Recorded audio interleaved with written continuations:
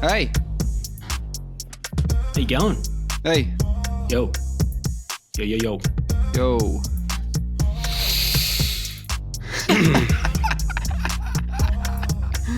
Yeah. How you feeling? Yeah. Not bad. It's actually pretty fucking cold. Yeah, oh man, it's horrible. No, but it's lovely cold. It's a lovely level of cold, but it's cold. Anyway, that's the weather. That's tick. I've got something. Yeah. Weather related. Not really.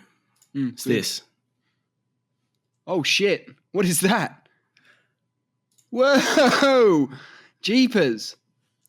You're coming out of the screen. Thought I'd just give you some. I'm celebrating. What are you celebrating? No, it's just Monday. Monday? No, we are celebrating, aren't we? Just a little bit. We've been making a big deal out of the episode 100 for weeks now, but 99 last week, got real pumped, thought about it a lot, and then just here it is. We're here. I'd rather do it than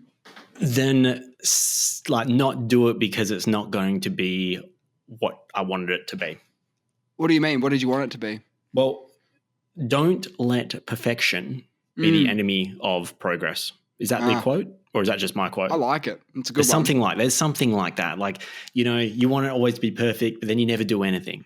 Yes. I'm a victim of this. Are you a victim of this? I try not to be.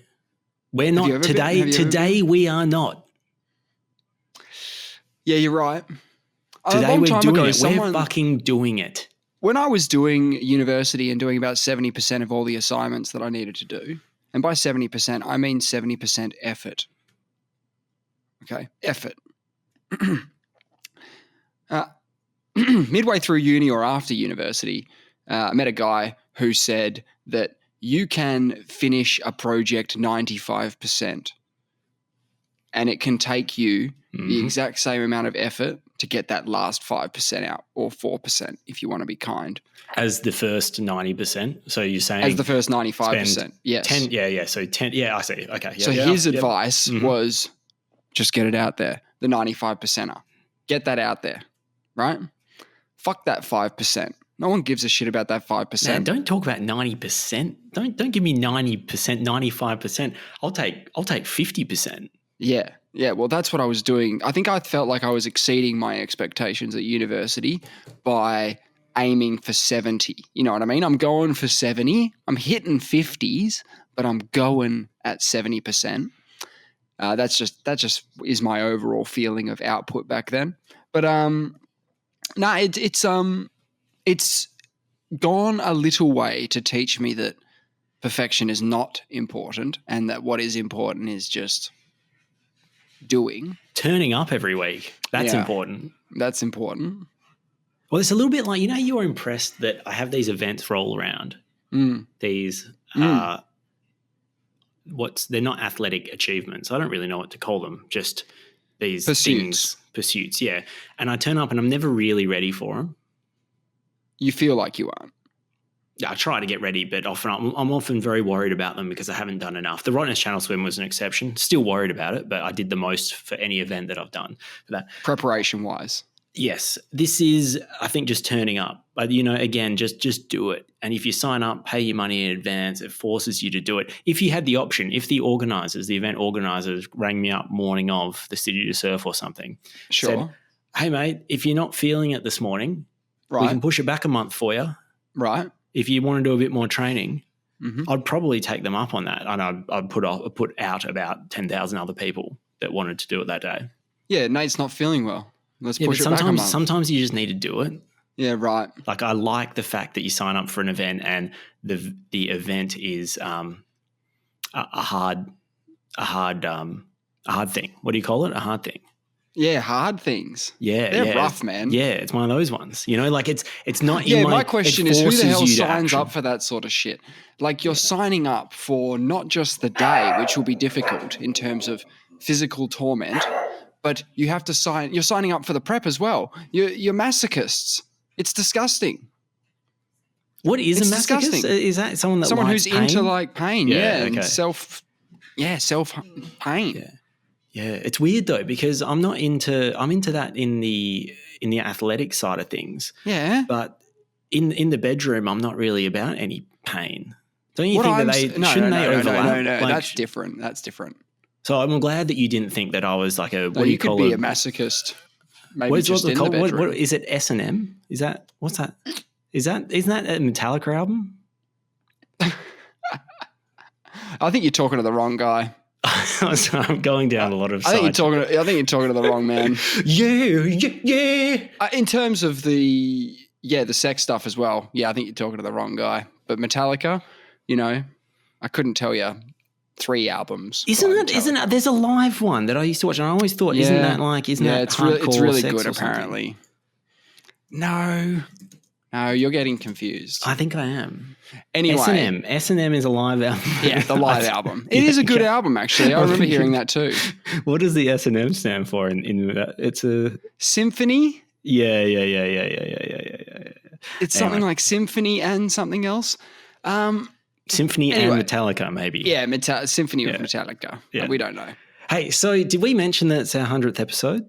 We just did a second ago. Okay, well, what I want to cover. Yeah. And I don't have any examples, but you might have some. I've got one in my mind, actually, is we're celebrating. We're raising the bat. We have achieved the centenary. Yeah. It's an epic milestone. Who did not achieve 100 in something? Because we have achieved 100 in something. First person that comes to mind is the late, great Shane Warne. What? He got out for 99. Never got 100. Never got 100. And it was a no ball he got out on. Have you seen that?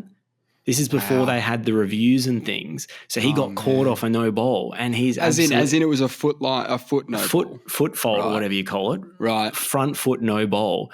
They had to call it then and there on the spot. There was no reviews. They didn't. When you're walking back to the PAV after you're given out, they don't check the front foot. He got out on 99 and he's gutted. Absolutely gutted. Never got a chance to raise the bat. So he's one of our fallen comrades. Well, not one, because we're not one of those. He's a dude. He's a dude that he's a comrade. He's just a dude that didn't do it. He's just a guy. Who didn't do it? Well, lots of people didn't do it. Pretty much everyone who didn't do it didn't do it.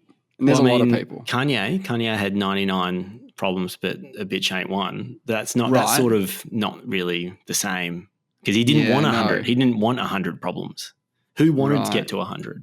I mean, if you had 99 problems and another one, is that really a problem at that point? If you've got 99 problems, one more, like what's the deal? You're getting pretty precious over this last one problem.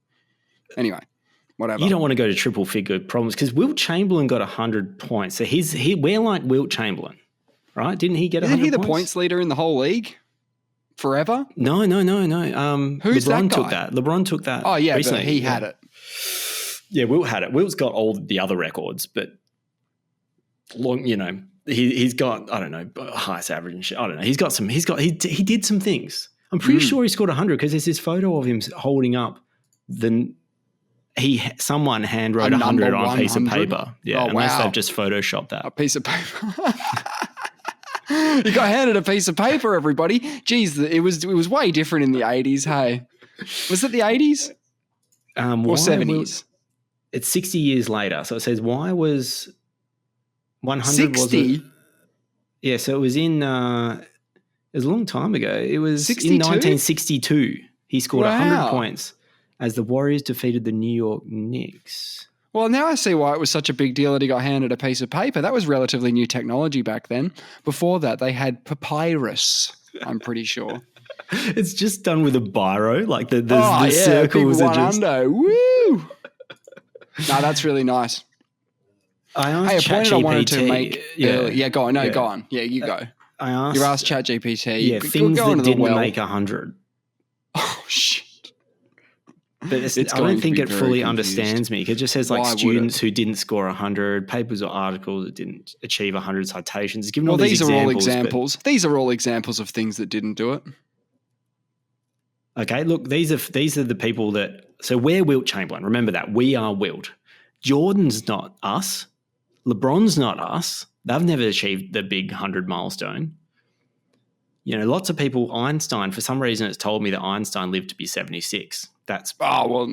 He was nowhere near it. He didn't He make was it, way so we're off. better than him in some respects. In some respects. It's even noted that Princess Diana passed away at 36. So like in some respects nowhere near it. We're like three Double. times as good. More, yeah. Like really in a podcast. In terms of, in one metric.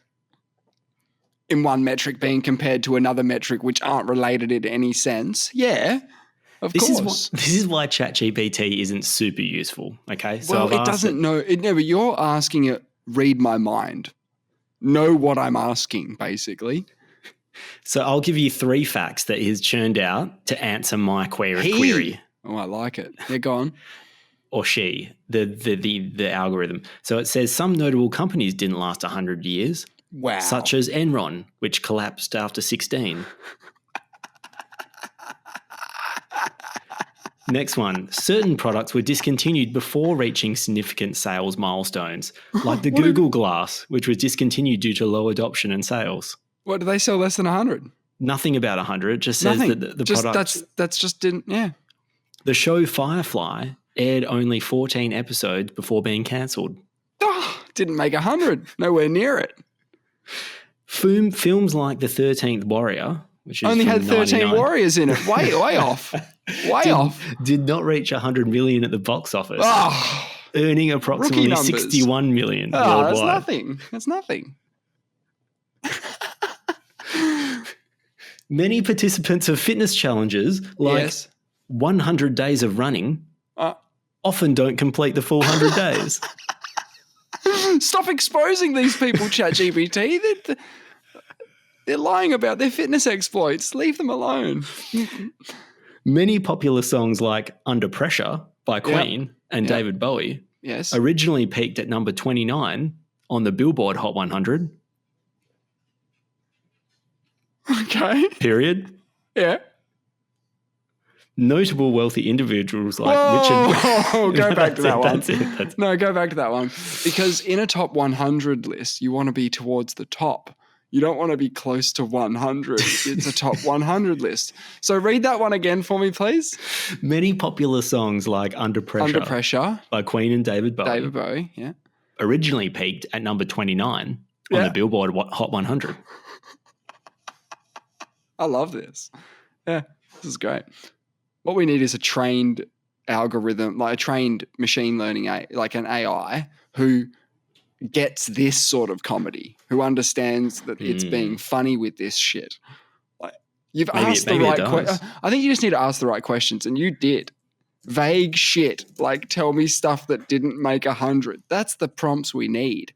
These are the prompts that are going to unlock the comedic value in ChatGPT, which we all knew was there. Okay, here we go. I asked it something a little bit more specific. Good. What got to 99? What got to 99? Yeah. Still pretty vague. Let's go. Wayne Gretzky, a legendary hockey player, holds the record for the most goals in a single NHL season with 92, but he famously wore the jersey number 99. Wow. That's so good. See what it did there? It's taken the 99 thing and said, you like this. And it goes, yeah, all right, I see what you're trying to do. I'll also pop in this other 99 fact in amongst, because I said what got to 99. He didn't even get to 99. Not even close. Not like even 7 close. Off. But he wore 99. Ah, well, that's interesting. Sammy Sosa hit 99 home runs over 2 consecutive MLB seasons. That's not a very good one. But they were the years 1998, which has a 99, and 1999. Huge. And a fun baseball fact that I heard the other day that doesn't require any ChatGPTing is something like a 33-inning game that took place over 3 days. They played 8 hours, 35 minutes of baseball action, right? And the tie was not, when it's a tie at the end of 9 innings, they go extra innings. They just keep going till they've got a winner. So they played for something like 2 days straight, as in not let's stay here overnight, let's come back tomorrow. And then they had something like 4 days off to do the 33rd inning. And then this guy comes out and ends the game, right? So he hits a home run or whatever. So, geez, who would be pitching? just blew my mind. Yeah. What did you say got to the 33rd inning? Yeah, that's a lot of innings. I had a friend of mine, when they were in America, they witnessed an extra innings games that went to the 12th, and that went way overtime, right? Because you got to get your Miller Lite ads in and all that sort of jam. So hang on, let me just get this up because it is fascinating. We will get back to ChatGPT. I feel for the pitchers in that game. Well, it's break it down like this. It's 8.5 hours of play. Okay, now I've seen 8.5 hour long tennis matches, and those guys are running the whole time. Yeah. The pitcher, he's not running the whole time. But doesn't their arm get sore? Yeah, but you have like 8 pitchers in the pen. You're only allowed a maximum amount of pitches. Yeah, but imagine the chaotic scene in there, because once the first pitcher comes off, they probably ice up and they're probably in their jocks before it, right? Yeah. They're having a bath. They're having a slippery. Exactly. And then they probably almost get the call up. Though, man, we've got like no one left in the bullpen. Yeah, of course they wouldn't. But this is 81, so I don't know what the rules were back then in regards to how many pitches a pitcher can have, but this is 1981, okay? The Pawtucket Red Sox and the Rochester Red Wings, 2 teams from the AAA International League, which is not very international. I'm guessing Canada played, Canada. So this is the AAAs. It's just directly below the majors, okay? Played the longest game in professional baseball history over 3 days in 1981. The game lasted 33 innings with 8 hours, 25 minutes of playing time. The first 32 innings were played overnight from April 18 to 19. So they played the first 32 innings, overnight, going into the next day. So I completely misunderstood that. Game commenced. Oh, this is a problem. The game commenced at 8:25 local PM. Yeah. Okay. After a delay of 30 minutes due to problems with the stadium lights, with an estimated 1,700 people in attendance. The attendance gets weird the longer we go on. How many? I'm going to try and guess how many people make it the whole way through. Yeah. If they have that stat. So there was, what did you say, 1,700? And 40. And it went overnight into the next day. I'll get to where it got to, and then you can have a guess. Oh, we're talking it's friends and family. How many people are on a baseball team? We'll figure it. Listen to when it ended, and then it might give you a better idea. Right. Yeah. So 8:25 it starts. We had 30 minutes of delay problems due to stadium lights. Although most leagues had a curfew rule that would have suspended the game, the international leagues activates activates at 12:50 a.m. What activates? The suspension of the game, the curfew rule. Yes. The copy of the rule book of home plate umpire Dennis Craig failed to mention this cutoff time. Oh. After Pawtucket's Roose Larrabee sacrifice fly drove in a runner in the bottom of the 9th inning, and the game tied at 1 run each, the teams continued playing. Okay. Here we go. I'm skipping down a bit. There's a whole bunch of stuff about the game. It's still a draw. By 4 a.m., 4 a.m., the players were delirious from exhaustion. Yeah, I bet. Rochester's Dave Huppert had caught the first 31 innings before being replaced. So he's doing that hard stance that a catcher has to do on his on the sort of the balls of his what do you call it? Squat thing, yeah. It's a squat, but he's on his toes. He's doing that sort of stretch move. Squatting. Yeah. Sort of. He's doing that for 31 innings before they replaced him. It's kind of like the taxi driver stance, isn't it?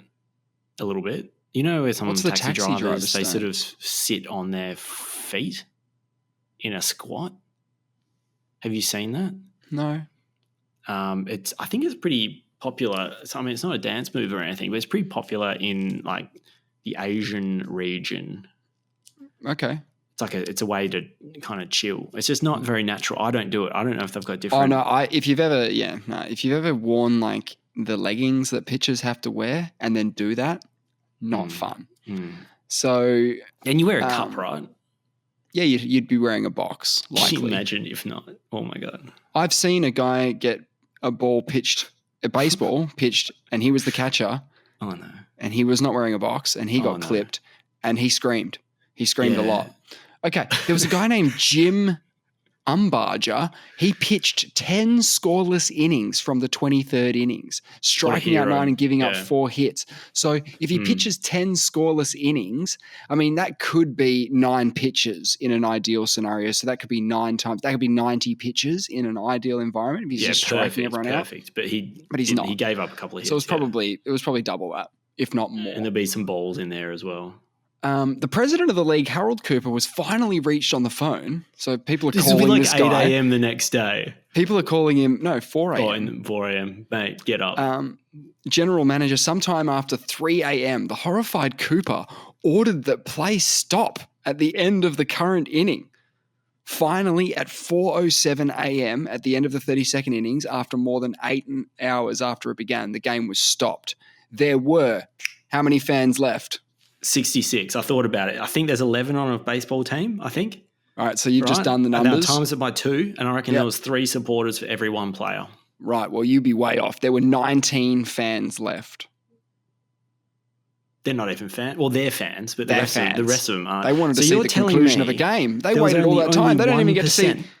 What? 1%, because there was 1,700 people originally. So 99 for every 100 people. It's pretty good. Ding! Every time. People, and they would be partying, right?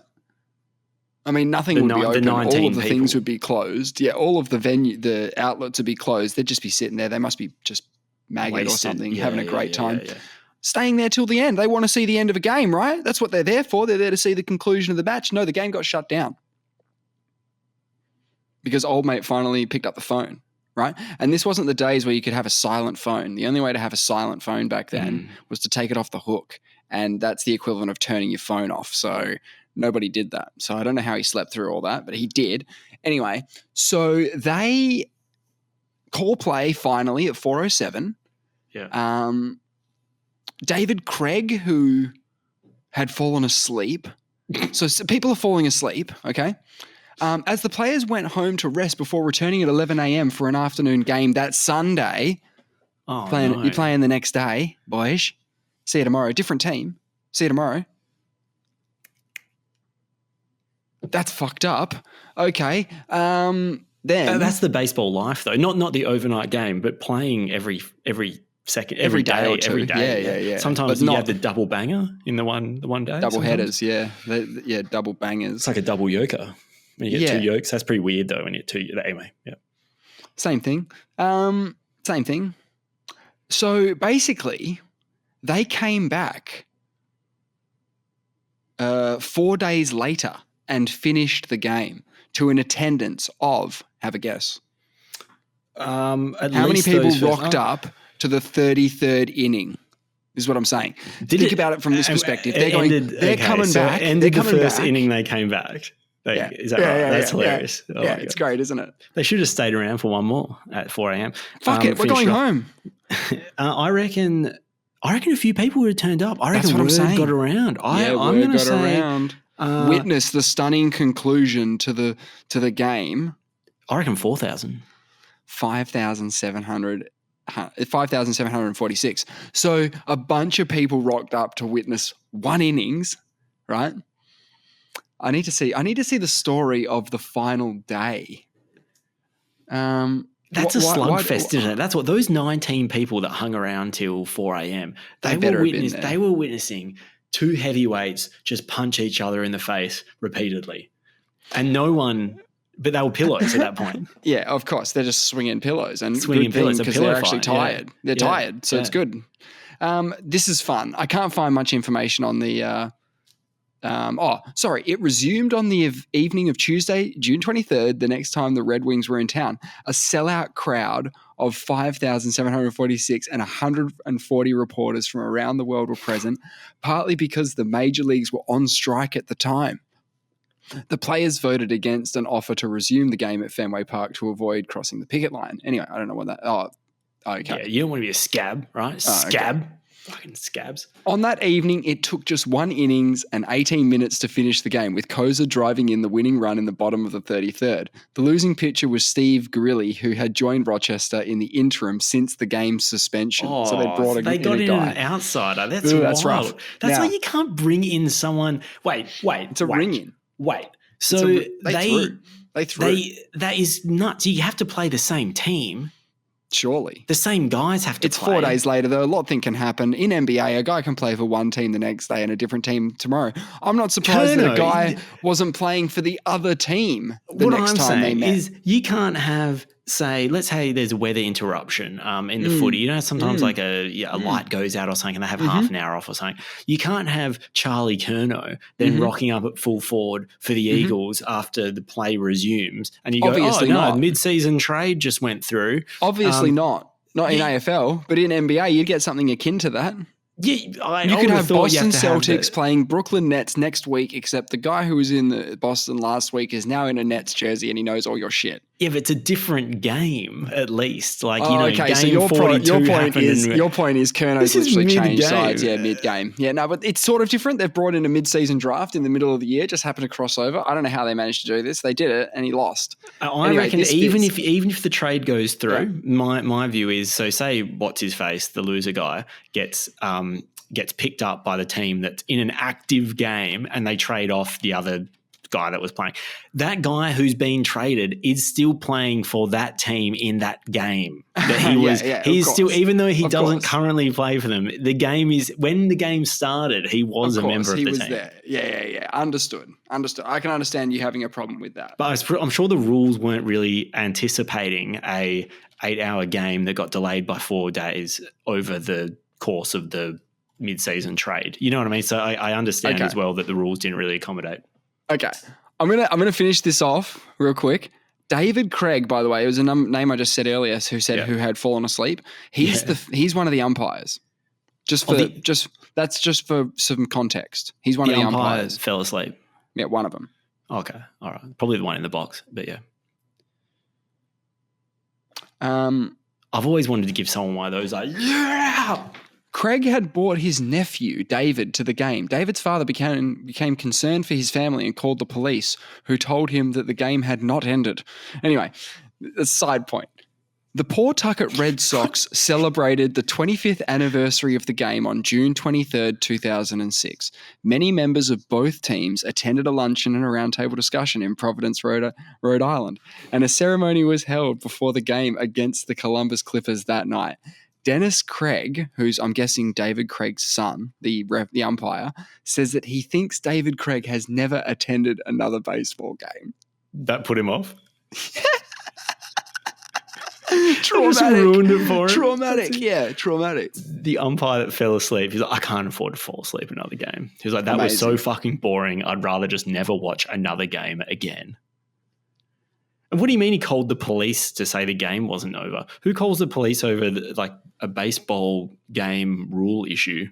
Well, it's 1981. I'm guessing this is the Rochester Red Wings versus the Pawtucket Red Sox.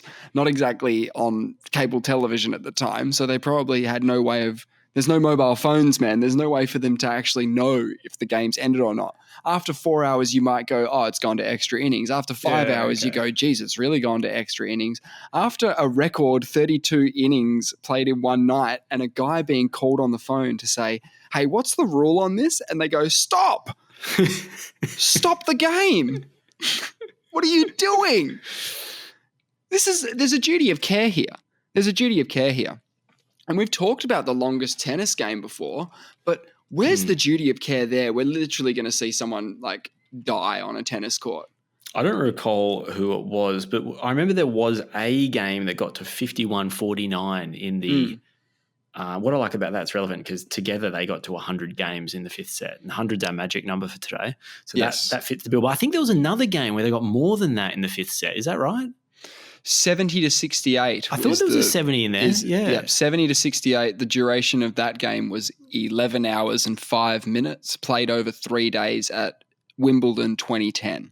3 days. And so that resulted in the rule change, did it not? Yeah, and I don't think either of those guys went to or played tennis ever again after that. I'll call the police. Didn't at even that watch it point. on television. Yeah, call the police. I mean, that sort of thing. Yeah. Hey, Oh, so yeah. sorry, what were you talking about earlier?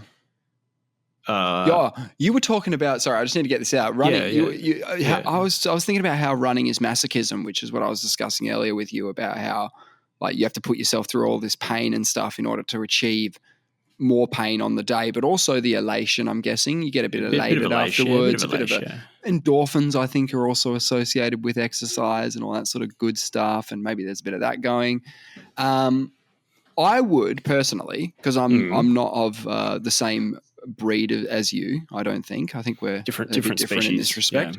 Yeah. If we had sex, we couldn't have a baby.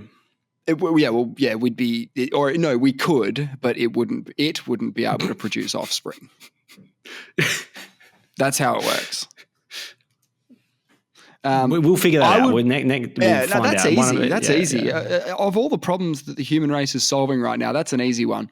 All right. I want you to work out how much pain is involved in a marathon, meaning all of it, add it all up, all the muscle pain. Yeah, all the muscle pains. Yeah, give it a number. Give it a number. Yep. And then I'd rather get like punched in the arm that number. The equivalent number of units of pain. Yes. In one go. Oh man, maybe 4 goes, depending on how much pain you think it's going to be. Yeah, I reckon it's less than you think. I think it's about 17 pain units. Oh wow, is that it? Yeah. But I mean, one's a lot. So one's a lot. So is one like just for people's because I know that it's hard for some people to conceptualize sort of pain as a concept, but if a dead arm, I think stubbing your toes one. No, that's I like don't want to do that. The unit. That's one.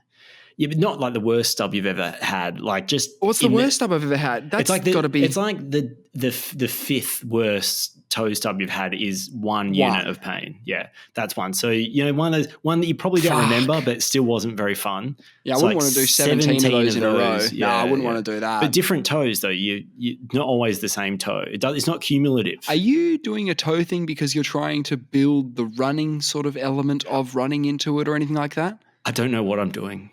Okay. Because I just want to get punched in the arm a few times. I don't want to sign up for like unlimited toe stubs. I just want to cop a few like dead arms. And maybe a good cork. Maybe someone comes up and just knees you in the imagine thigh. Not Mike Tyson. Let's say the runner-up Australian champion in the 80s, heavyweight boxer. Okay, scared. Whoever that is, right? I'm scared. That guy, and now he gets your arm, alone for about 30 seconds, but he's had a couple of drinks, so he's not as So and he just goes at it for a little bit, yeah. Oh mate, not 30 seconds, like 5 seconds. Okay, yeah, terrifying. Yeah, I'll take it. Yeah, so that's the equivalent. If I was going to put it into, and he's had a couple. I like that. You had an older brother. Did he ever like come up to you just out of the nowhere and just give you a knee to the thigh, like just to really put you down? No, he did not. But he once accidentally knocked over my pink lava lamp. Oh, that's a problem. When it was going. They're dangerous. Yeah, because it mixes up.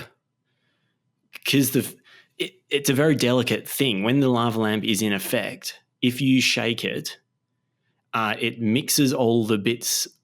It causes a big problem. It deforms. It deforms for a long period of time. It's a big problem. Like it basically breaks it for 6 months.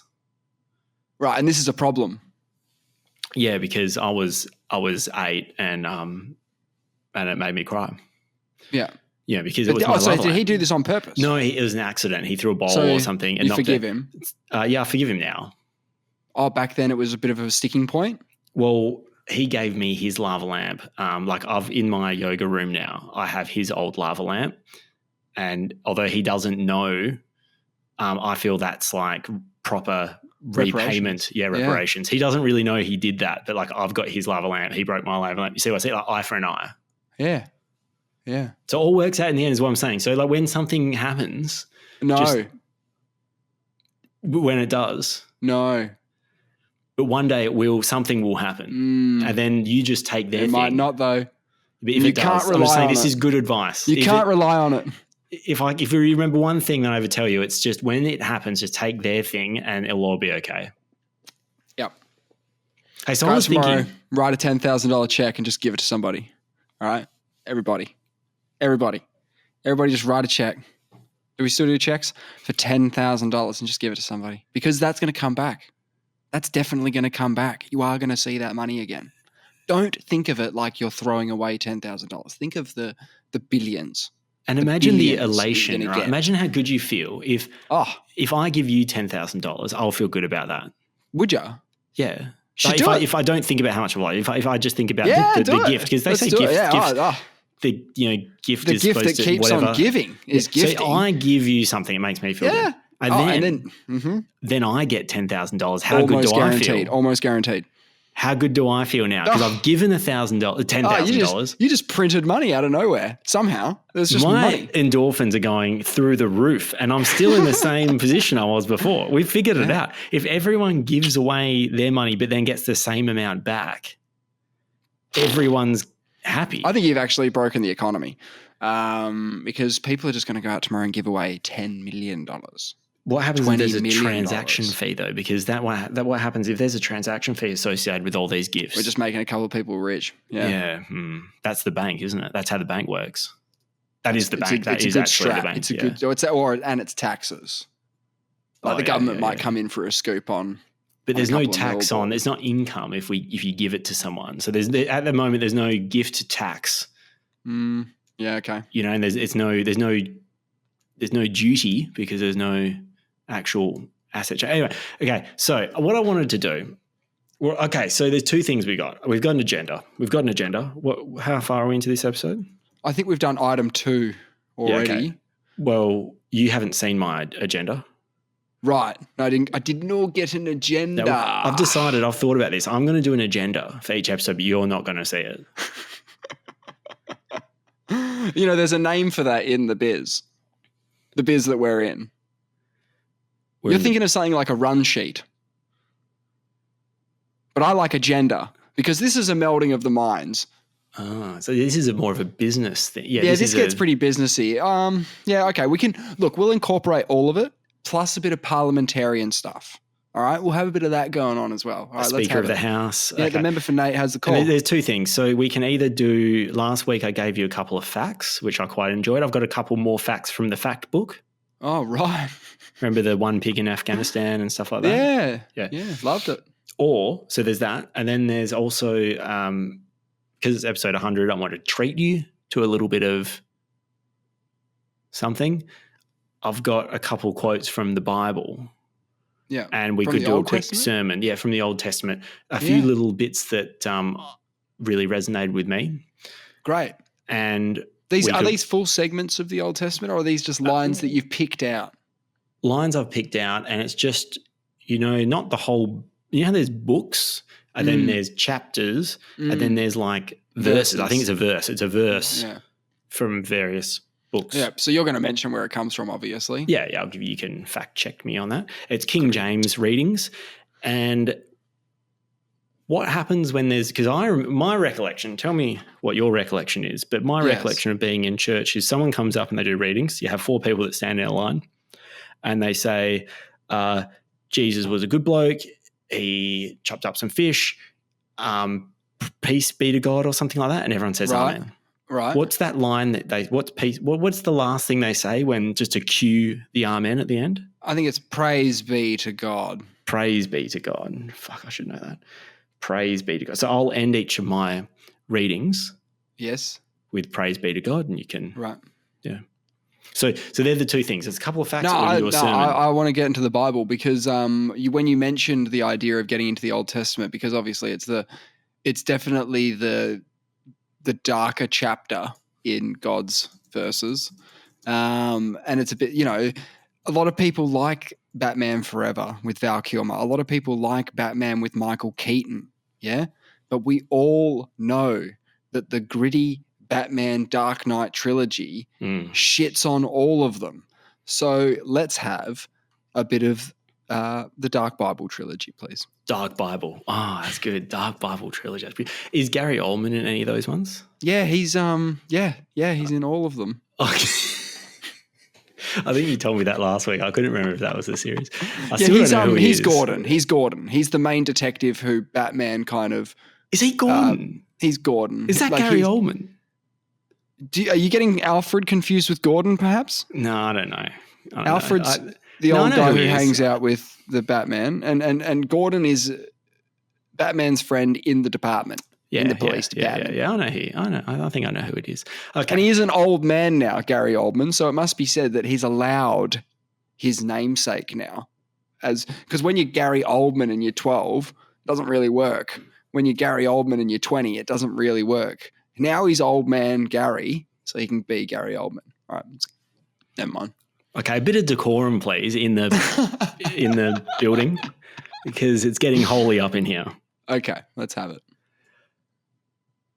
Please welcome Nate to the stand to do a couple of readings. I'm introducing myself. Maybe you can introduce me. Though. I don't know. Whatever the priest says to get someone up there to do a reading. I like how not well versed we are, even though we sort of grew up in this world.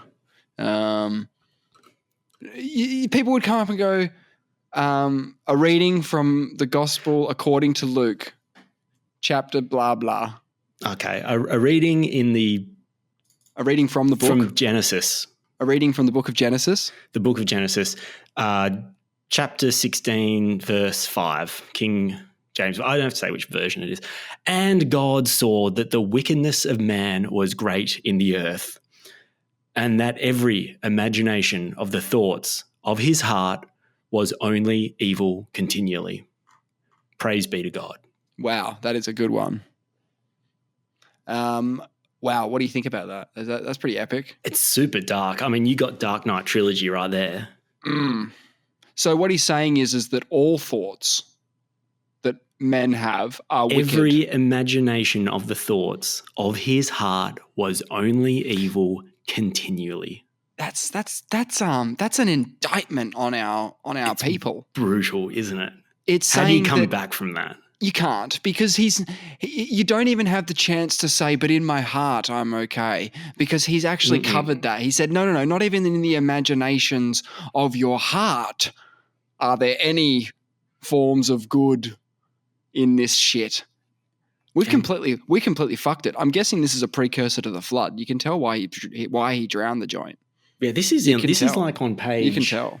Where is my Bible? Here it is. Yeah. I mean, this is like page maybe 3 or something. This is the funny thing. Like, he literally just made the world and saw that it was good. 2 pages later, he's like, "Fuck it, I fucked up. I fucked up. Get rid of him. Start again." I've got a bloke named Noah I've been having my eye on. He's got some lovely sons and daughters who can repopulate the earth. These idiots couldn't last 5 days in the Garden of Eden. Right? It took me 7 to do the whole cosmos. They couldn't do 5 days without eating an apple. Fuck me dead. Then this is the line after, just to give you more context, because if I don't want to misquote God. Definitely not. And or the prophet of God, whatever this is. Then the line after that is, and it repented the Lord that he had made man on the earth, and it grieved him at his heart. Well, God was very sad about it. I think that's what it means. I think so. And why? And then the next line, and the Lord said, I will destroy man whom I have created from the face of the earth. Yeah, basically giving you the dad treatment of, I brought you into this world, I'll take you out. He's done with us. He's done with us. Had a gutful. It's all actually, the wickedness. Quite controversially, the line before the special line that I just wrote out in my reading, that was about the giants. There's a quote about, it says, there were giants in the earth in those days. Mm-hmm. And blah, blah, blah, blah, blah. Anyway, a lot of people read that giants bit. I love that.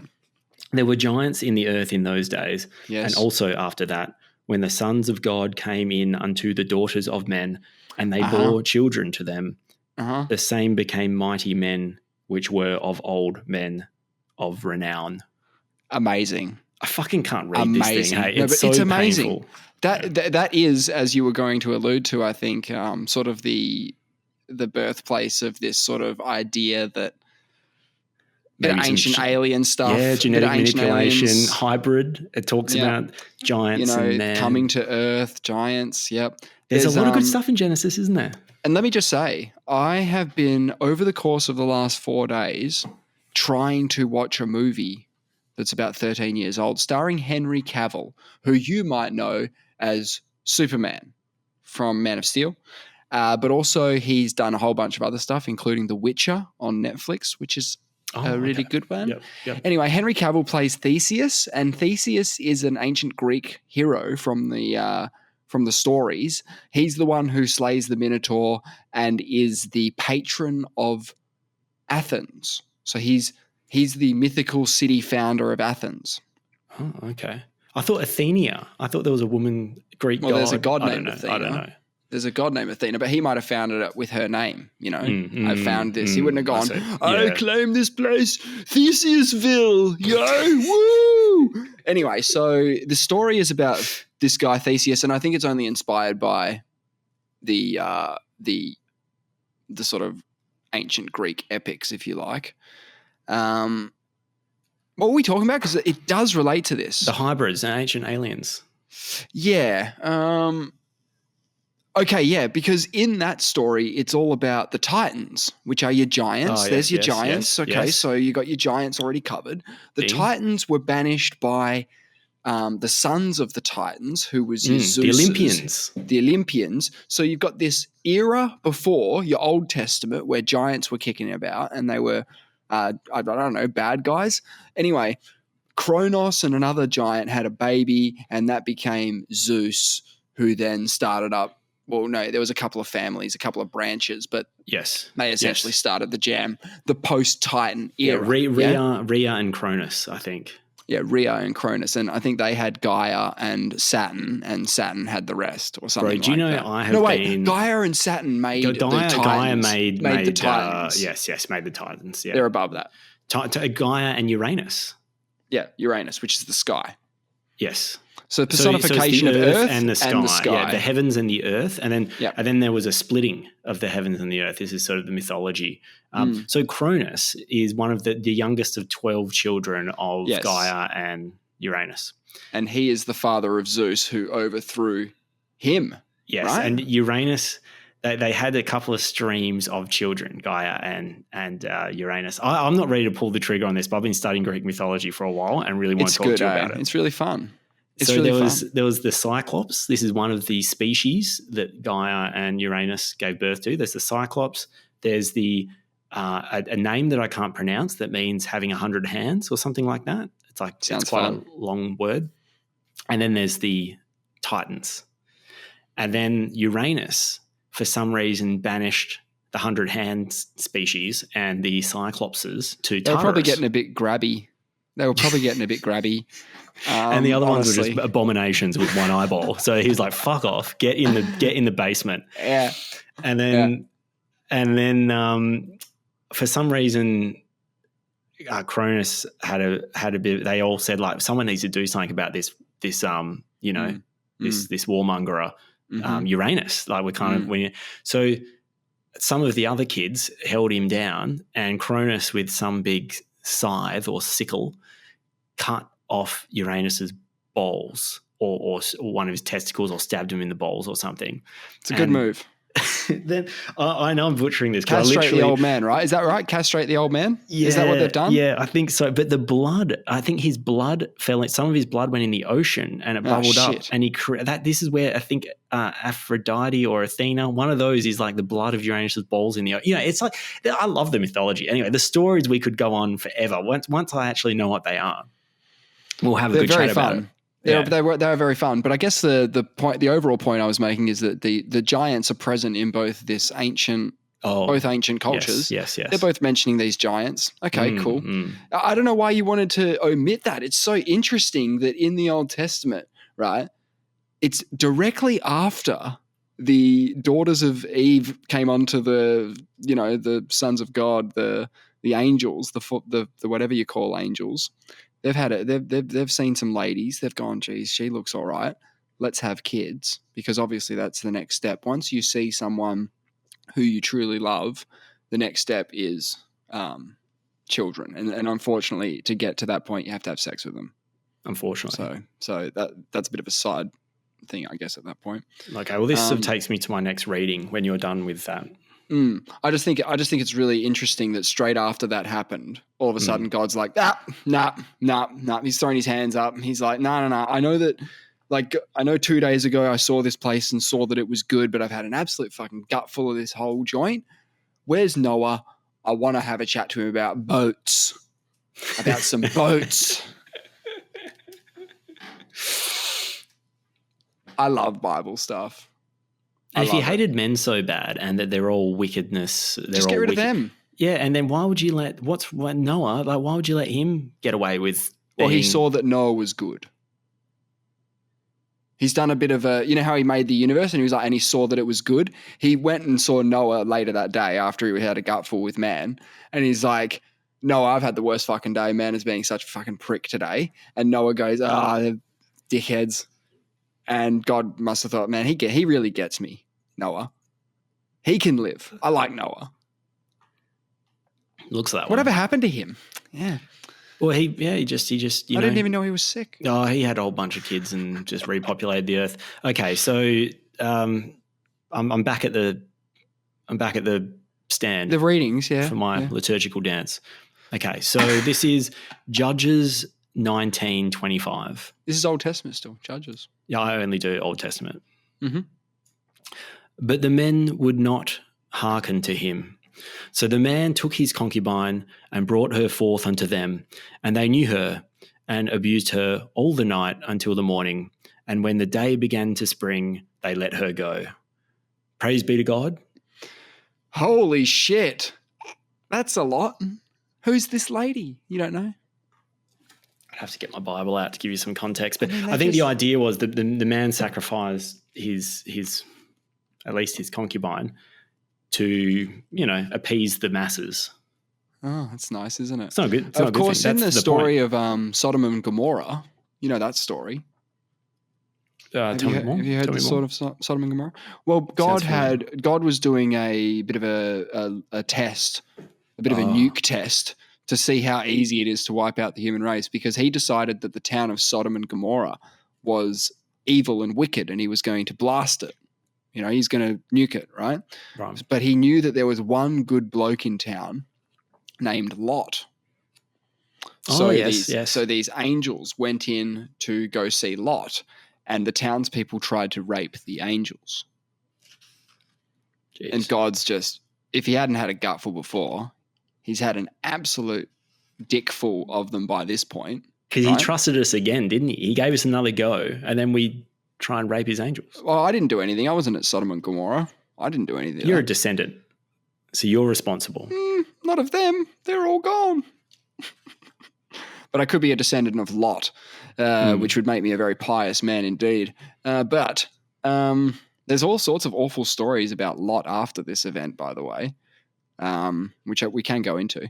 But that's the place where famously God said, when you leave Sodom and Gomorrah, do not witness the destruction, because I've told you not to. Now, listen, people have not listened to me in the past when I've said don't do shit, e.g., don't fuck with the apple, right? So I know people don't listen to me, but I'm telling you, if you look back at that city while I'm destroying it, bad shit's going to happen to you, all right? And I pinky promise it, right?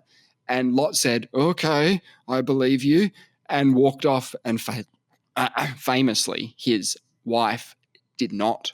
She the pillar of salt. God's advice, and she turned around, had a look, got turned to salt immediately. Because, God must have just, when he saw that, Lot's probably gone, oh, where's the old lady? God's just thrown his hands up and gone, fucking hell, man, like I just told you to not look. Yeah. It's quite an interesting punishment as well, to become salt. Yes. No, well, what's also interesting is that God's power is not witnessable. There's there's an inference there that you can't look at it.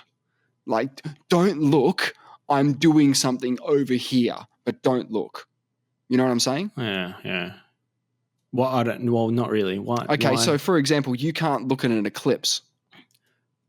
with your eyes. It's dangerous. I thought you were talking about her turning into salt, and you couldn't watch her turn into salt. But you're talking about forget that. I'm more talking about.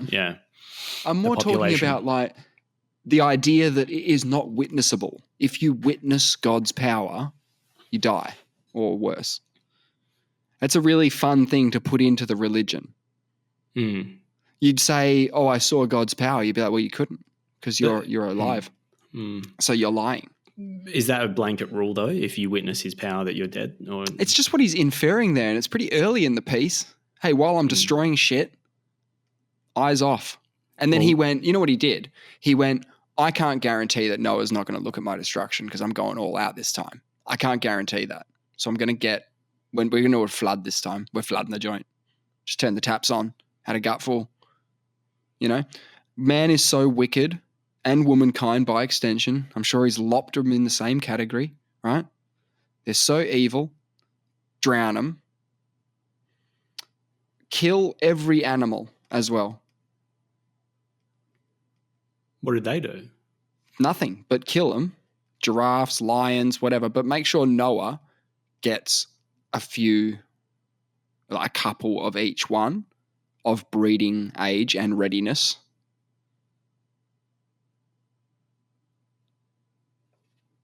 Any of this making sense? No. I was hoping that you would be able to wrap it up for me and explain.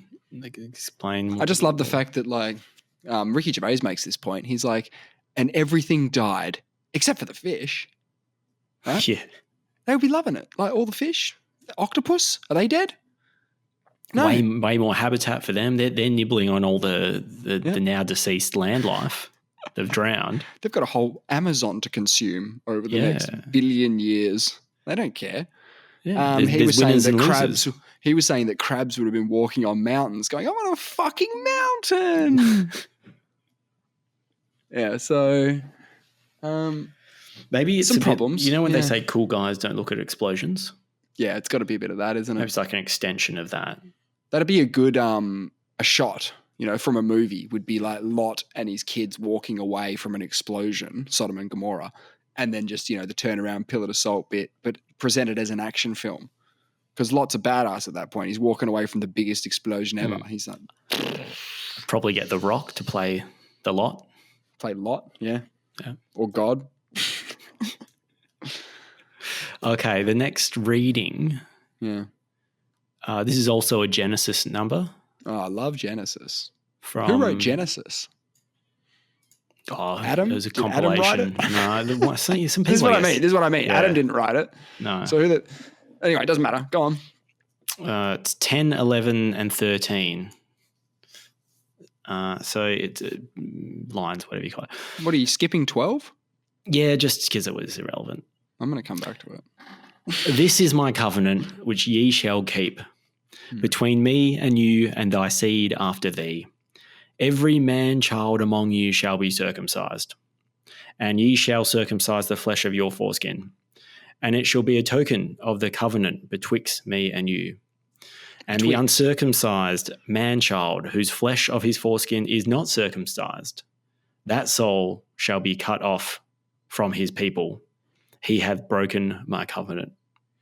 Right. You've been warned, all right? Don't say you haven't been warned. Wow. Are you circumcised? I just chopped my dick right off. I thought it was safer that way. That's safer. Yeah, if you want to keep that covenant going. Yeah, I just thought, look, I wasn't sure because what happens if you don't circumcise enough? So I was like, are there other covenants? This is the main one. No, but there are other covenants. If you're not in that crew, can you get into another one, or are you fucked?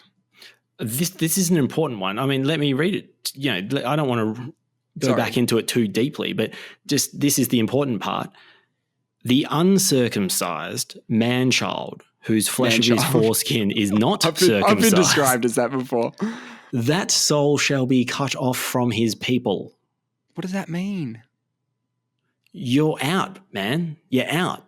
You're outcast. You're out. That soul shall be cut off from his people. You're gone, mate. You're not in. You've broken the covenant. You're gone. You're banished. We got covenant people only up in here. What are you doing? Imagine that. Is that Noah? Oh, sorry. Is this Moses? This is before Moses. Is this no? But who's he given the covenant to? That's a good one. Let me consult this book of. Please do. I'm really confused. Who's 17, 10. Let's see. I'll try and give you. Okay, Abraham was 90. Abraham? Yeah. So he was 9.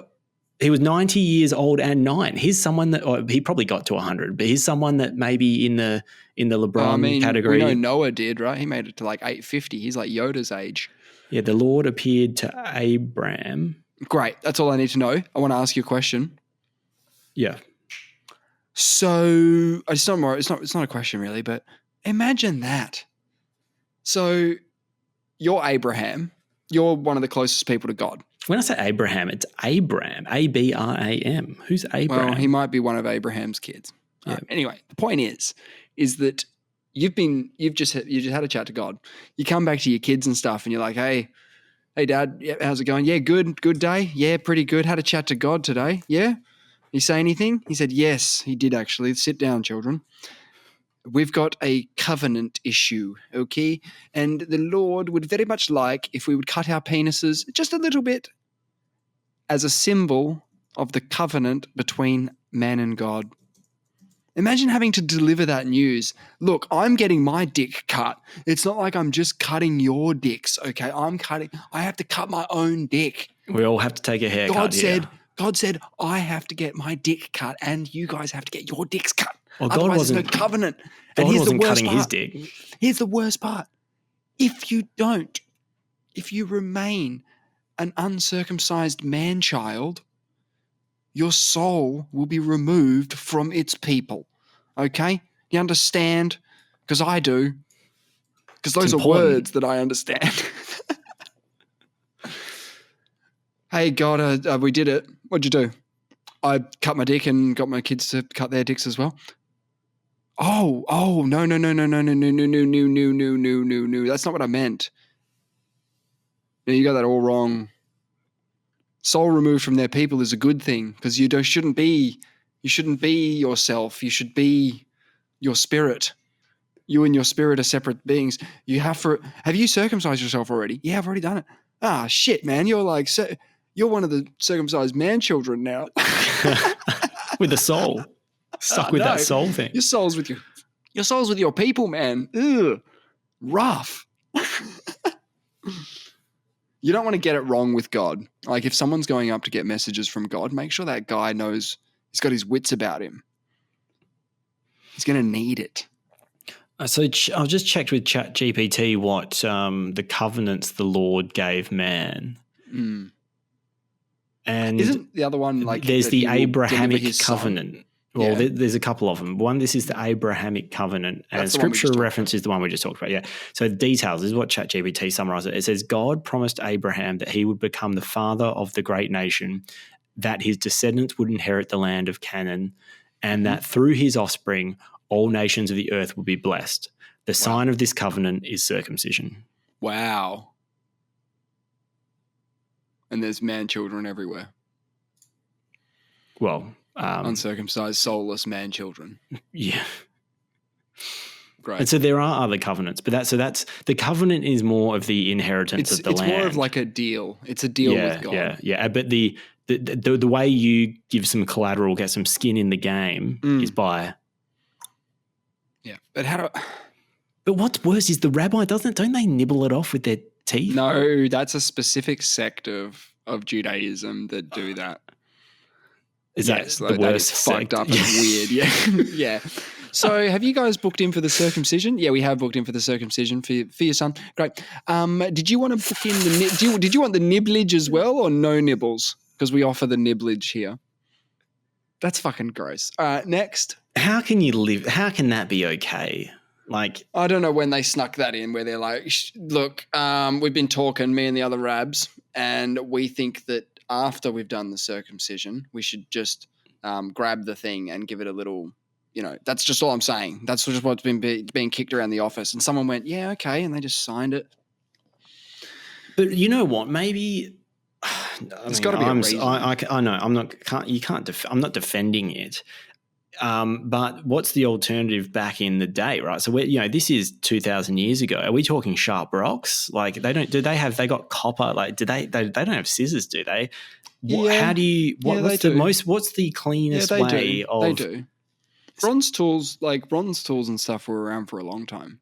Because circumcision is very close to the word precision. There's no real incision. All the words. Well, that's circumcision. Same sort of thing. It's an odd thing for God to request. That's all I'm saying. It's an odd one. Sick. Why doesn't he say something like, "Look, my covenant to you is be good to your fellow person because that's important. That's going to be my covenant to you. You don't need to chop your dick. Just be a good person." Look, it's be a good person or chop your dick. What do you want to do? What do you want? Which one do you want? You got to pick one. I'll just chop the dick. It sounds easy. Exactly. Yeah. Okay, so they're my readings. I've got more, but I don't want to. That's enough. That's enough of the Bible. No, I love the Bible. I love stories, and I'm ashamed of what little I know about the Dreamtime, which is Australia's longest living cultures. The Indigenous Australians, and their creation myth is about. Well, not all of it, right? I mean, Australia is a very, very big place, comparable in width to somewhere like America. But when, 60,000 years ago and up until today, there's been these stories that have existed across the land, and there's similarities in the stories, and the rainbow serpent, or I think that was coined by a white dude way later, rainbow serpent. But the idea of this snake spirit existing in the lands has been here for a long time, and it stretches across different language groups even. There are thousands of languages. They all talk about the snakes. Snakes are a very common motif. Very weird, isn't it? So fascinating. Well, if you want to look at it at a very base level, there are snakes in both creation myths of both Christianity and the Dreamtime. There's snakes involved in both creation myths. That's really interesting. I'm sure there's more as well. Of course, there's probably more, but I think this was developed so far away from everything else that it is something we should know more about. It is something that we should be full bottle on. Like the fact that you're getting into ancient Greek mythology is great and all, but we should know what's in our own backyard, man. We should know what this creation myth is. I've read a bit. I've read a few books on Aboriginal culture, and I'm right into it. I love it. Absolutely. I wish I was more into it is what I guess I'm saying. And the fact that I couldn't rattle off the creation myth. Yeah, I'm fascinated by the medicine men type. They're called clever men. You did rabbit ears twice then. Yeah, I couldn't really get it across. Medicine men is, I think, a term we give to them. And there we go. Whereas they call them clever men is the translation. And they pick the best of the best in the tribe, and they initiate them to the mystery schools. Yeah, their equivalent. And they train them in the way they think that they can do. It's exactly how you do it, isn't it? No, but you know what I mean? Like if you had a tribe of 20 people and everyone had a gig, and you would have your Imhotep, you'd have your guy, your chief engineer guy, your chief architect guy. You'd be like, man, we need another building over here, get it done. And then at some point he's going to be like, yo, this is going to be the next you. So you need to tell this guy everything you know because the tribe depends on it. We all depend on your knowledge. You need to get it all out. Let me just rip through a couple of snakes across snake myths across different cultures. I'm not going to go too deep. This is a ChatGPT assisted learning. Norse mythology. Sponsored by ChatGPT. Yep. Jormungandr. Also known as the Midgard serpent, is a giant snake that encircles the world. Yes. Say that name again. Jormungandr. Yeah? Something like that. So the rainbow serpent is known by many different names by many different Aboriginal cultures. Yolngu is the name of the rainbow serpent according to the Yolngu people. Now, I just love how all of these, there's so many similarities just everywhere.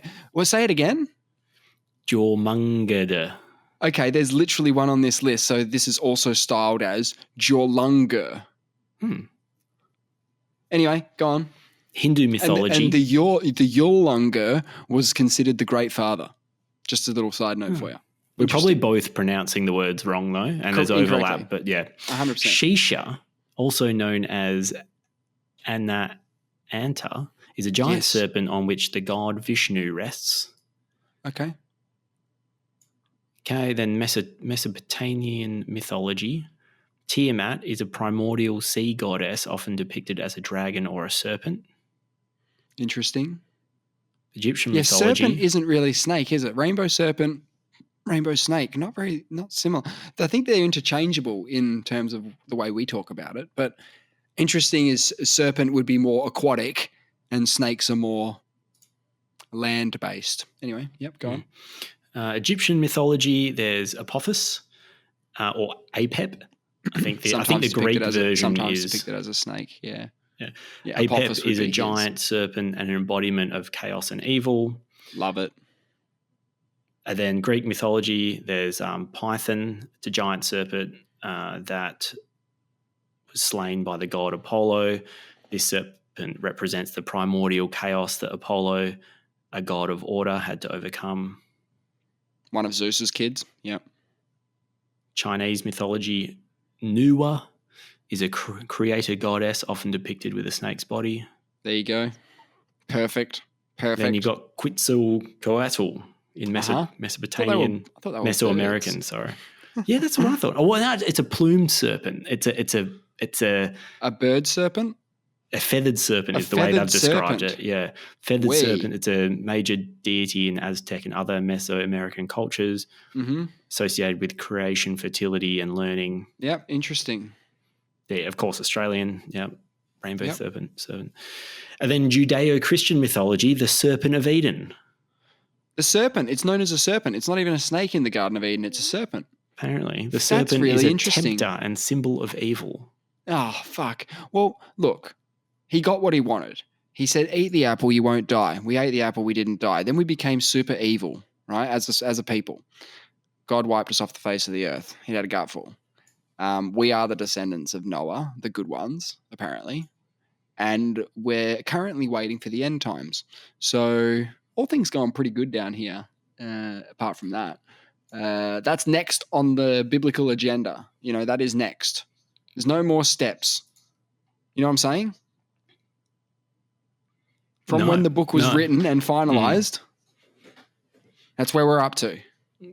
The next step. Oh, Revelation. Yeah, The very next step should be pretty bad for people like you and me. Really? Non-believers. Oh, because believers get zipped up to heaven in the instant. They get raptured up straight away. Yeah, straight up. And I think a long time ago we talked about there was a business that was offering sort of pet sitting services for people who were to be raptured. So you would say, look, my name is Barbara. Pretty sure I'm getting raptured if it happens. I do have a dog. I know that they won't get raptured because they're canines and God doesn't allow them into heaven. So I'm coming to heaven, but Daisy isn't, okay? And we're going to need you to take care of Daisy. So what are they really requesting here? Well, number one, they're requesting you to remain on earth after the rapture happens. So you have to consciously make a decision to be a wicked person so that you don't get raptured, so that you can take care of these people's pets, okay? Who the fuck is buying this service? These people, if you believe in the rapture, they obviously don't if they're providing this service. Well, it reminds me of how the church used to sell heaven. You could buy. You could buy your sins away. Yes, shed your repent just by with paying. Enough money. Yeah, with enough money. You pay and they give you like a receipt to evidence of payment to the church. Can you pay up front?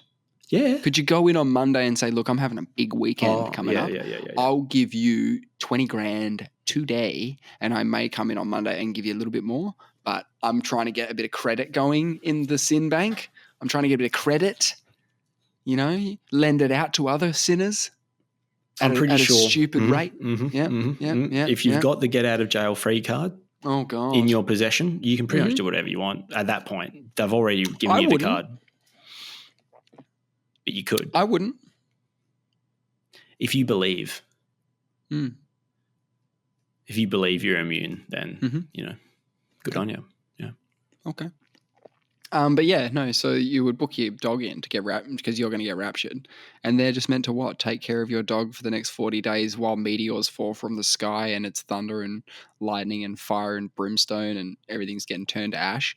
Oh, I forgot that happened in the Rapture. Sorry, It's I thought the Rapture it's all was bad just news. Yeah, it sounds good though, doesn't it? The Rapture. I thought that was when you get like. Yeah, I thought that's where you. Nah, I'm pretty sure it gets to the point where heaven or it just something. it becomes that is for the people who believe. Yeah, But for you and me and the dog sitter, you and me and the rapture dog sitter, no, we're here. We're getting pummeled. Getting spanked. Okay, so I got some facts. I got some Vac Facts. Okay, new segment. Yeah, the Vac Facts. I haven't fact-checked these. You haven't fact-checked these? No. You're about to.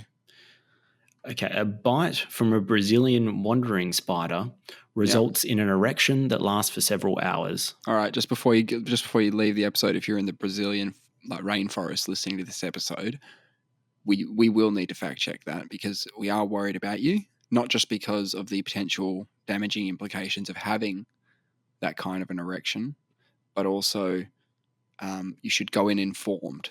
Make sure you're informed before going into any of these things. Okay, that's aphrodisiacs included. Okay, so go get it. Go get it. Viagra? Go. Yeah, just punch it. Yeah. Do you know why Viagra was invented?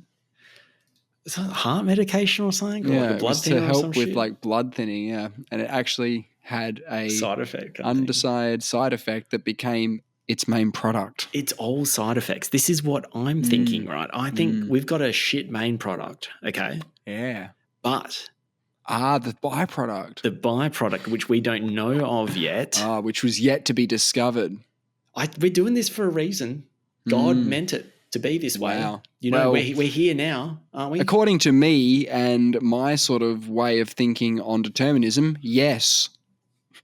You know, people who don't get into determinism don't get it. Wouldn't also not get into the idea of God's plan? You know how people say, "Oh, it's God's plan." That's determinism. That's determinism. Yeah, totally. That's God laying out the pieces, the dominoes puzzle before him, and pushing the first tile over. That's determinism. Yeah, I agree. Determinism is fascinating. It's I remember so trying good.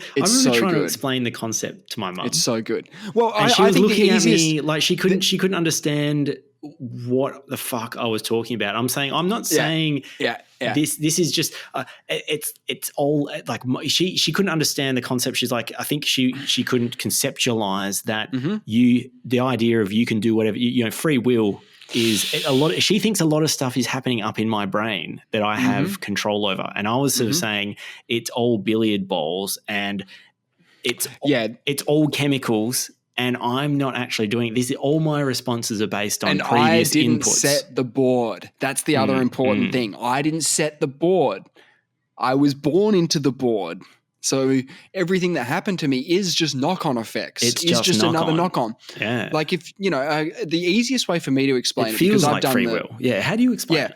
This is the best way, right? You can say to someone, I'm going to raise my left hand or my right hand. Okay. Now I'm going to do this. All right. And I'm going to be like, you might say that I was going to raise my right hand, but then I raised my left hand. And although I could have been thinking that, the fact of the matter is this is the arm that raised. There you go. Good arm raise. I saw that.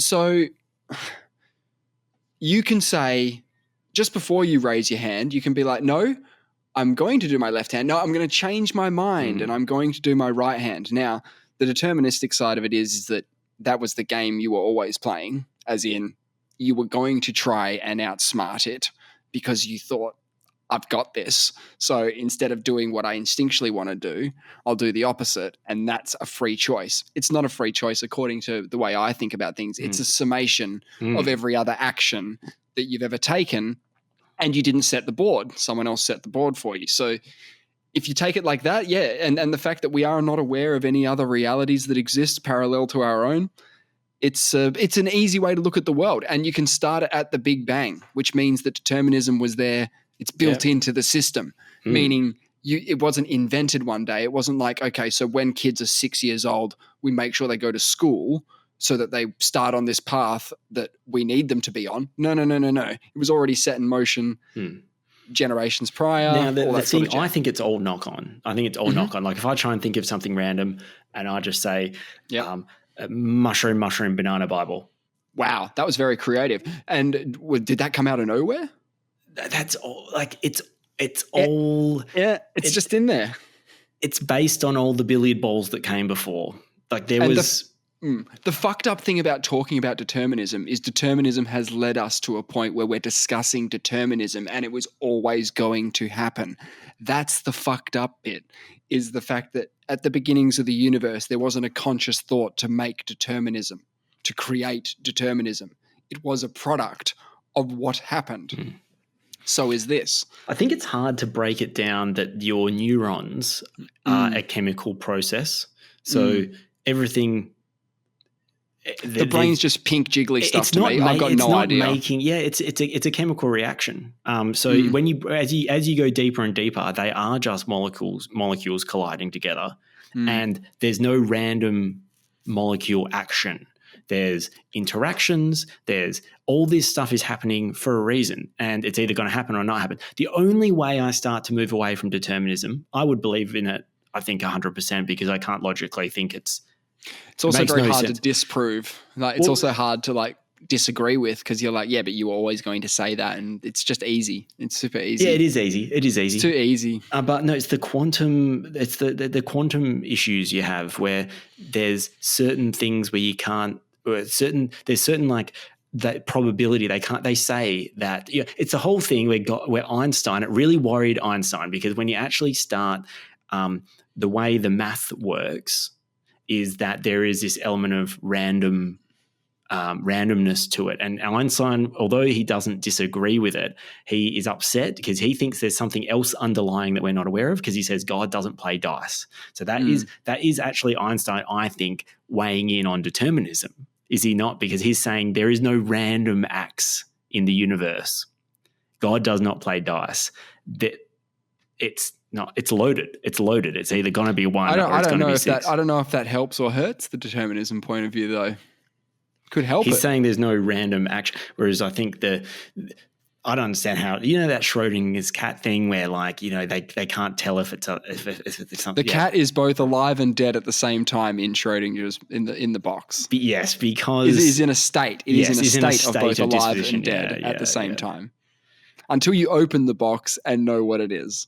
And that's taking that idea. There is that quantum weird idea. Whenever you talk about this stuff, it always reminds me of that test that they do where if it's observed, it does something different. Have you seen that one? They do a test and then they go, but if we observe it, it does something else. And I'm like, so if you don't observe it, meaning you didn't see it, it does something else. But if you observe it, how do you know? I think that's the state of it's both. It's in a quantum state of like one or zero. Places. So it's either one or zero. But as soon as you measure it, the quantum that chance of both collapses, and it's a reality once you observe it. But it actually exists in a state of both things. Fuck this shit. It doesn't make any sense. I can't explain. Shit. Yeah, it doesn't. This is why if it upset Einstein, right? If it confused him, I don't have any chance. Okay, so next fact. You can take it where you want, but John Lennon and Paul McCartney both had cats called Jesus. Interesting. Did you know the Beatles were once quoted saying they were more famous than Jesus? Apparently that's why. And then he copped a lot of hate for it.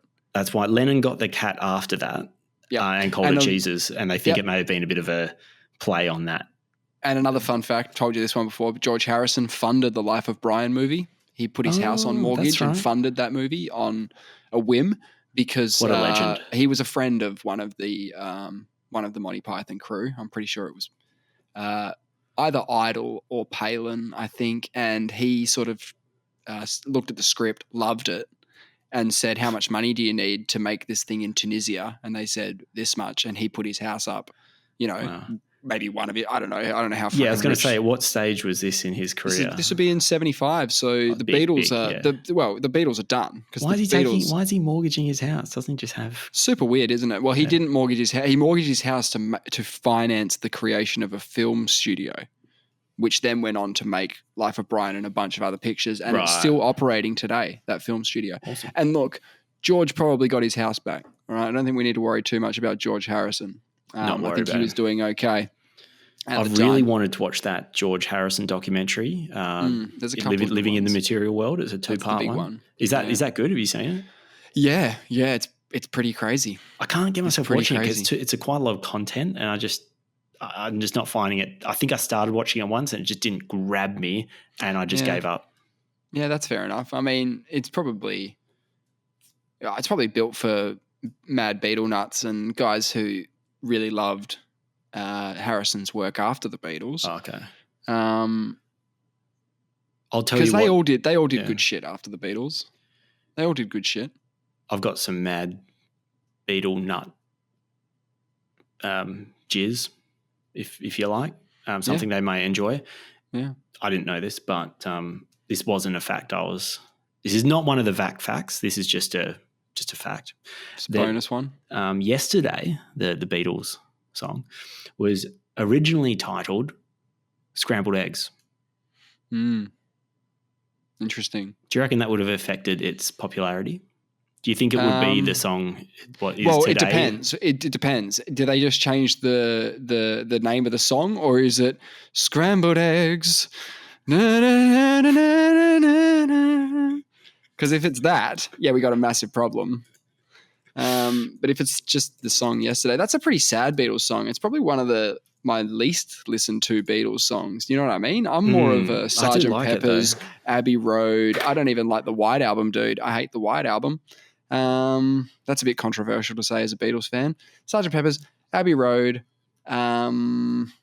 Revolver, Rubber Soul. These are the ones for me anyway, where the Beatles were rocking.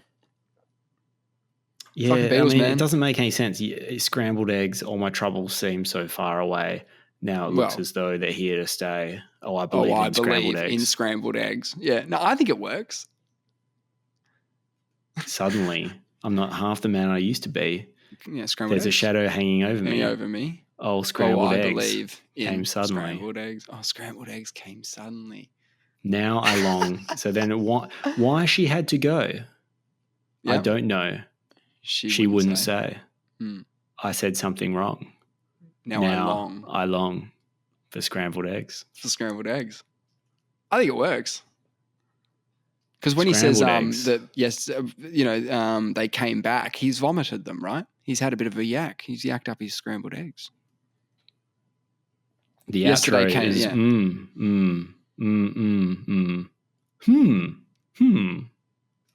Scrambled eggs. That's fun. Okay, I've got one more Vac Fact. Yeah, George Bush. Oh yeah, which one? The 9/11, the 9/11 one. Yeah, that's Junior. The one that made the World Trade Centers happen. Right. The one that lost the money. The War on Terror one. Actually, a really great portrait artist. Anyway, go on. Yeah, the WMD/no WMD, trying to figure out if there were WMD guys. Right, when's the fact going to start? This is a lot of opinion so far. He was a college cheerleader. Okay. Yeah, at Yale. That's the fact? Yeah, and that's in the book? Yeah, I'm not surprised. I'm not surprised. I actually Googled that one because it wasn't uncommon. There was like four. I like it how you said, here's presidents. a fact about George Bush, and then you started saying a bunch of stuff that is like hilariously not considered facts, and then ended with, he was a cheerleader in college. Yeah, there was 4 other US presidents because I was Googling George W. Bush. Oh, who were cheerleaders? Yeah, and there were big ones like Eisenhower. It was probably big back then. Getting all the chicks. Is that what it was for? Were they trying to get the chicks? Because like it's quite athletic in America. American cheerleading is not what you think it is, right? Like it's athletic. They do flips and stuff. I don't think they would have been doing flips back then. Have you seen any of the gymnastics from the Olympics from like the 80s? Bro, it's laughable. These guys can't even land a flip. And then it's like, oh, well done. And then they compare that to today where a dude does a triple somersault, twisty boy off the horse jump move. And they're like, man, that's pretty good. That was like an 8. But back then, all you had to do was like land something semi-impressive looking and you were scoring numbers. So well, I think what I'm saying there is cheerleading's come a long way probably. They're doing a lot of spinning, a lot of flipping back then. Probably in Eisenhower's day, he was probably just going, go Reds, go Reds, go. I don't know. Okay. There's this sweet photo you can get that is a drawing. It's not a real one. It's just a cartoon drawing of former presidents Dwight Eisenhower, Ronald Reagan, and Senator Trent Lott on the shoulders of fellow cheerleader President George W. Bush. So all these guys were cheerleaders. Yeah, it's pretty sick. It's hilarious. Anyway, so you've brought me to actually a bonus fact just before we finish up because, well, one's just this is did you know this isn't the fact? Sorry, that President Clinton of the USA, cheerleader, not a cheerleader, but massive cheerleader. An anagram of that sentence, President Clinton of the USA, is to copulate. He finds interns. That's a really good fact. That's not the fact I want to share. You have to put President. You have to put Bill Clinton of the United States. No, President Clinton of the USA.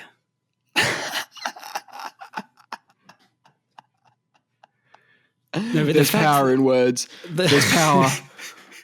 It all makes sense now. It's determinism. Determinism. No, so in the 1988 Olympics, good one. Seoul, they had the sport of solo synchronized swimming. Sorry, my head just fell onto my microphone. I'm dumbfounded. We were talking about synchronized swimming. No, but how do you what are you synchronized with? A little fucking dog like next to you in the water? What are you talking about? You synchronized means multiple people doing the same thing. You can't have solo synchronized swimming. That doesn't work. That's like playing solo doubles. I Googled it and it's the IOC website and there's an article, Forgotten Olympic Sport, Solo Synchronized Swimming. That's because they fucked up on the ticket and they're like, what did you write on there? Solo? Bro. We got to print out, we got to get some gold medals for this dumb event that's never going to happen again. We've really fucked this up. Did you guys hear that we've put solo next to the synchronized? Yeah, that doesn't work. Fuck, man. Well, happy 100, Someone man. lost their job. Yeah, great job. I want to thank you for the past 100 eps. This wouldn't have happened without you. Just facts. More facts. Yeah, more Vac Facts, vice versa, man. Look, I know that in the beginning I was handling all of the tech side of things and I was requiring a lot of work from you, and I still do on your sort of analytical side. And we support each other well, I feel. I feel like we complement each other quite well. Here. And probably do 100 more. I did have a quick squiz at episode 10 in the lead up to this just to see if we mentioned 10 as being a big deal, just so we can sort of laugh in the faces of our old selves. Yeah. But congratulations are in order because 100 is, like you said at the start of the episode, I haven't done 100 of many things. Yeah. And this is one of them. So good on you. And we'll see you next week to our audience of 10s. Thank you for being on this journey as well. We're still going. We might be brains in jars and still going someday. We don't even know. I'm not even sure what I am anymore, but I'm here. All right. To where the path goes. See you next week. Bye.